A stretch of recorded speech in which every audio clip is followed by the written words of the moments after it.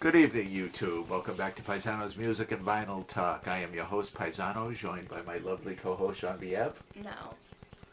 No. No, Interesting response. no one is lovely over here.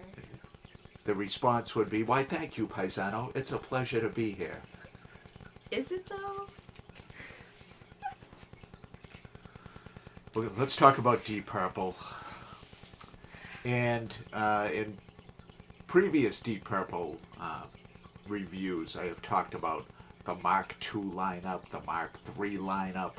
All had to do with lineup changes that occurred during the life of this band. This is the Mark I lineup. This is where it all started, and it's called Shades of Deep Purple.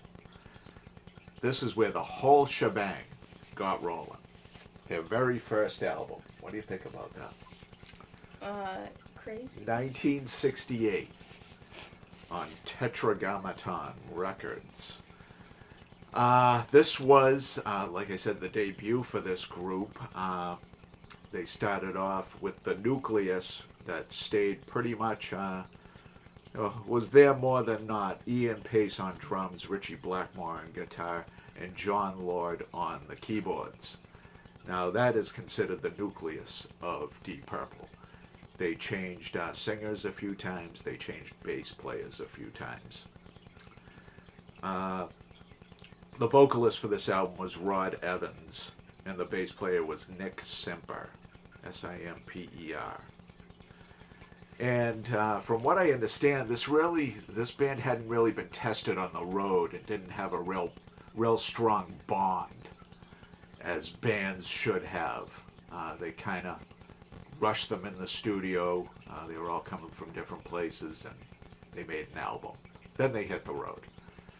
But when you're on the road, that's when the real camaraderie and brotherhood and spirit of the band is really formed.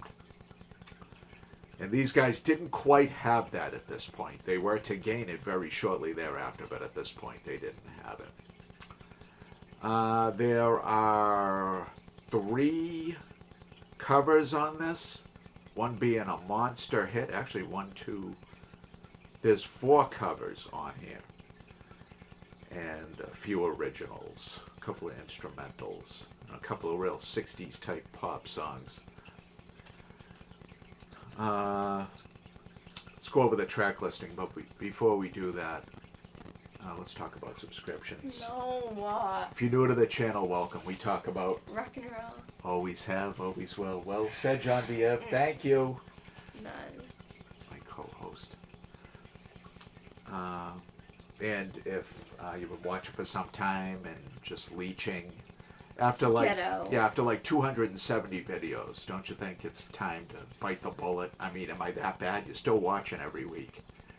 What are you coming back every week for if you're not going to subscribe? Where can you get this kind of content?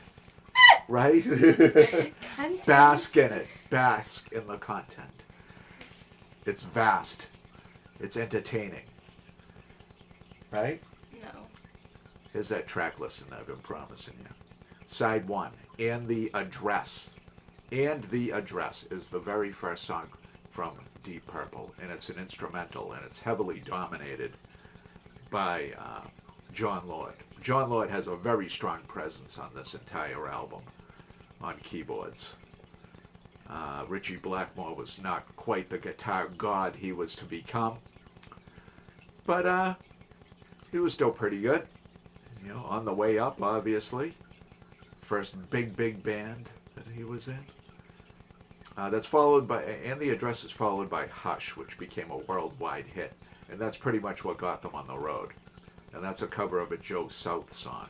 I never heard the Joe South version of this, but maybe someday I will. One More Rainy Day, that's a real slice of 60s pop. Prelude, Happiness, which goes into I'm So Glad, which is an old Skip James, the old blues guy from the 20s. Cream had already covered it. And I guess they thought it would be a good idea to cover it too. It sounds alright. Not so bad. Side 2, Mandrake Root. That was written by Blackmore, Evans, and John Lord. And I got a real Hendrixy, Foxy Lady feel from the guitar riff in that one. Kind of a little bit stolen, if you want my personal opinion.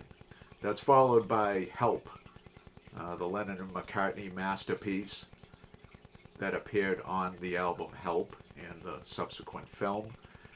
Here, Deep Purple really slows it down and gives it a totally different arrangement. And, you know, it's sung a totally different way, played a totally different way. It's all right. Love Help Me, that's another real slice of 60s pop. And the fourth cover, Hey Joe, it's credited to Deep Purple, but the words are very old. I'm not sure who wrote the original Hey Joe, but it's covered by just about everybody. Everybody's done a Hey Joe in their life.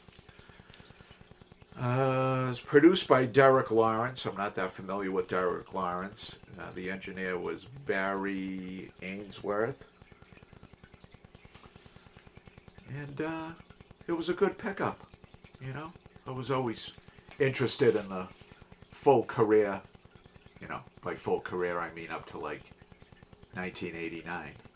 I know they did stuff after that, but I don't know. I should probably give that stuff a listen with Steve Morse when he took over on guitar duties. Can't be all that bad, right? Deep Purple, legendary band. Join us tomorrow night, Monday night.